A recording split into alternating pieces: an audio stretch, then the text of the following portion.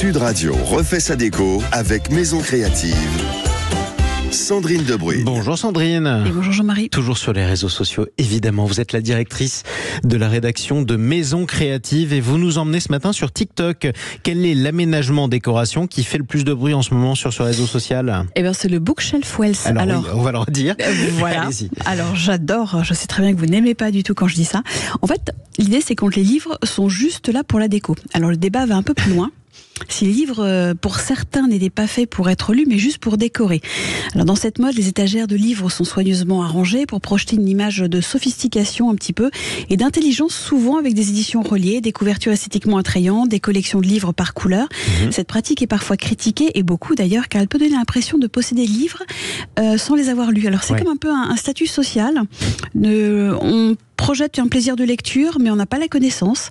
Ça souligne une espèce de superficialité dans la façon de la culture de l'être.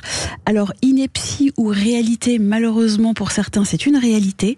C'est vrai qu'on ne va pas ce matin débattre sur le sujet. Avouez que c'est quand même pas glorieux, non ?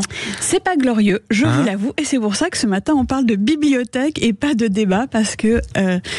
peut-être qu'un jour, moi je me dis que ces gens vont réussir à les lire, à les ouvrir, pourquoi pas. On peut toujours y croire. Il n'y a rien de pire que la cuistrerie. Ce sont des cuistres. Voilà. On ne peut pas afficher des livres qu'on ne lit pas, c'est absurde. Bon, on conviendra quand même du fait que les bibliothèques partagent toutes aujourd'hui un point commun, ma chère Sandrine.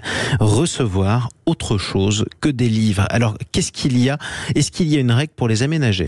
Alors, qu'on choisisse évidemment de doter une structure plutôt ultra discrète pour leur permettre de se fondre dans un mur ou d'un design assez audacieux.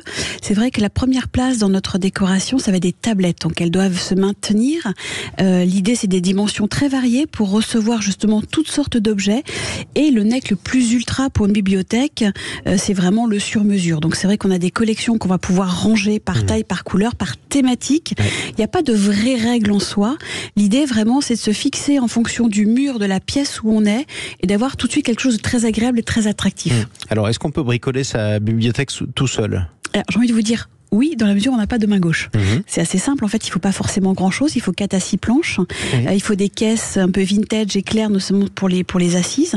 Il faudrait une perceuse visseuse, une scie sauteuse électrique petit format, un niveau, je vous imagine très bien faire ça.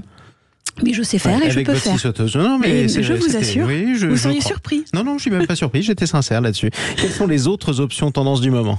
Alors, si la décoration de bibliothèque en 2024 se veut être un reflet d'une personnalité, plus ou moins assumée, on a une grande liberté dans le choix des couleurs, des matériaux, des agencements, que les marques d'ailleurs d'ameublement et de décoration jusqu'aux cuisinistes ont bien capté, parce qu'ils sont quasiment tous sortis un peu de la cuisine, ils vont jusque dans le salon, ils vont dans la chambre avec ces aménagements. On se rappelle que ce sont des étagères encadrés quand même, donc c'est assez facile, et du coup ils sont presque plus accessibles que le sur-mesure. C'est vrai que côté couleurs et matériaux, on a des couleurs vives, elles sont plutôt joyeuses, elles dominent des nuances de turquoise, de rose, d'orangé, et on a aussi des tons un petit peu plus chauds comme le marron et le vert kaki. On peut avoir de très jolies étagères avec juste le fil de couleur comme ça qui suit un petit peu la ligne et qui donne autre chose en relief. Et puis on en a parlé ensemble, le maximalisme ayant repris ses droits en déco après une longue période de minimalisme. C'est vrai qu'on était beaucoup dans l'épure, là tout d'un coup on revient dans cette tendance. Voilà.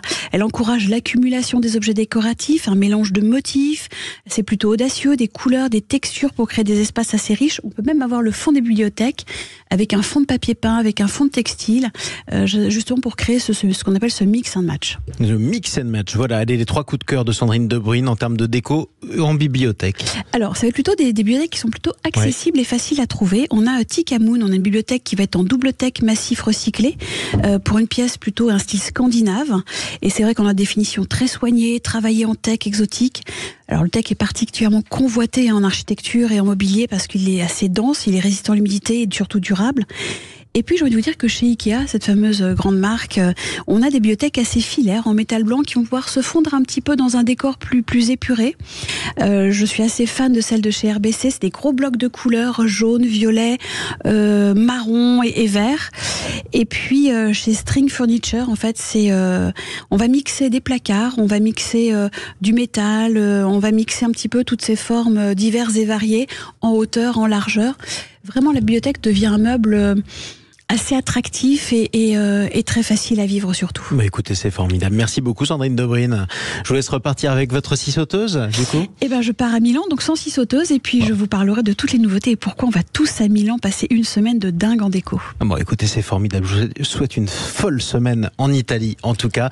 Tous vos conseils décoration à retrouver sur les réseaux sociaux de Sud Radio, de Maison Créative, ainsi que dans les pages de Maison Créative que vous trouvez en ce moment dans vos kiosques.